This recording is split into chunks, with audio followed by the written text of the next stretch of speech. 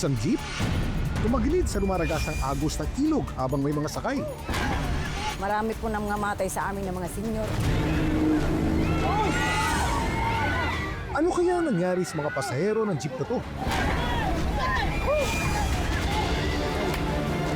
At bakit nga kaya walang tulay sa lugar na ito?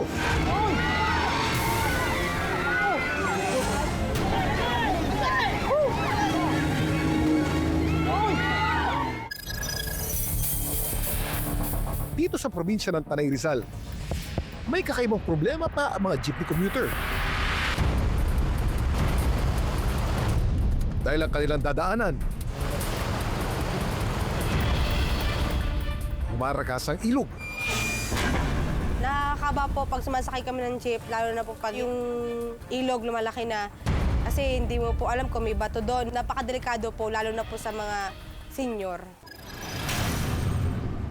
Ang jeep na ito, pinilit pa rin suungin ang ilog.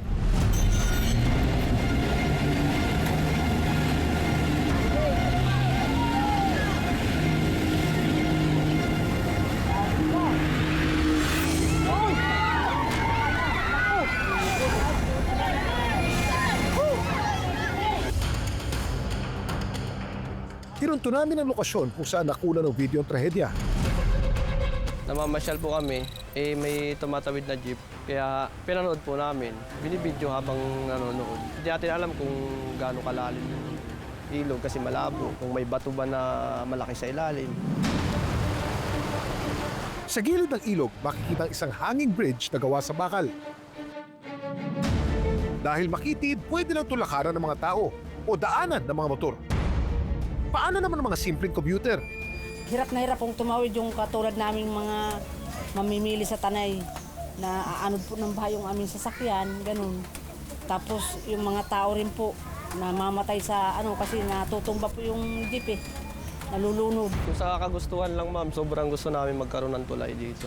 Kasi mahirap po pag lalo pag emergency, di kami makatawid agad lalo pag malaking tubig. Matagal nang hiniling ng mga residente na magkaroon ng maayos na tulay. Pero hanggang ngayon, hindi pa rin sila napagbibigyan. Kaya kahit delikado, wala silang choice kundi gamitin ang ilog bilang daan, pauwi at papunta sa trabaho. Hinihintay na lang po namin na kung kailan nila ipatayo yung mga tulay na yan. Isang jeep ang lakas loob na humarang sa tubig para makarating sa kabilang gilid ng ilog. Pero bumewang-bewang ito at tumagilid. Ba't naman kasi walang tulay dyan? Marami po nang namatay sa amin ng mga senior.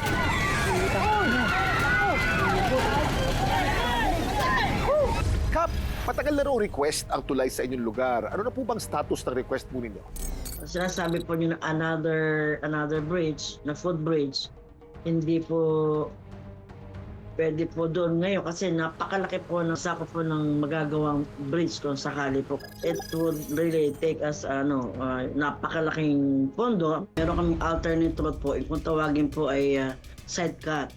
So yun po yung aming road pagka po kami po ay isolated na po ng mga malaking baha. Naka-focus po ngayon, yung pong ating side cut ay yun po ay i-improve na po. Dadating pa ng development, lahat po ng kailangan para maging lalong safe po yung daan na yun para po hindi na po dumaan sa ilog kung sakali po ay magkaroon uli ng bagyo at lumaki uli po ang tubig ng aming pong ilog.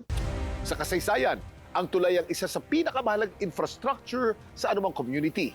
Hindi lang to nagdurugtong ng dalawang lugar, nagbubukas din ito ng akses sa trabaho, paaralan, pamilihan at serbisyong medikal. Sabi mo, alam Kuya King. Balikan naman natin ang tumagilid na jeep.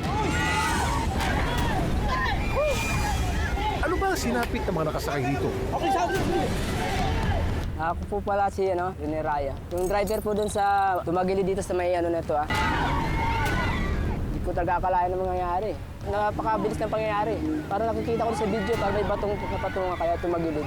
Natakot din ako at gawa ng may mga sakay din ako mga pahinante ko. Di ko alam kung may nangyari sa kanila o wala. Kapalad namang nakaligtas sa panganib ang lahat ng pahinanting sakay ng jeep. Ang karga naman ng jeep sa loob, mabuti na lang at puro mga paninda.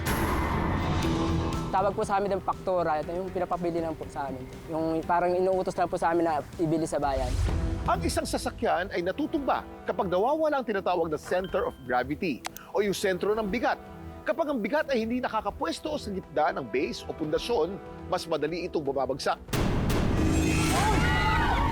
Sa kaso ng jeep sa video, magaang ang karga nito dahil puro paninda at halos walang pasahero. Ang dami mong alam, Kuya Kim!